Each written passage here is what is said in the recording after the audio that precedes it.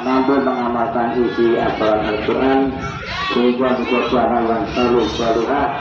anak yang berbakti kepada orang tua bermanfaat bagi masyarakat desa dan bangsa. Untuk surat kali ini kami sertakan anak-anak yang kami buat kita bagaimana dan di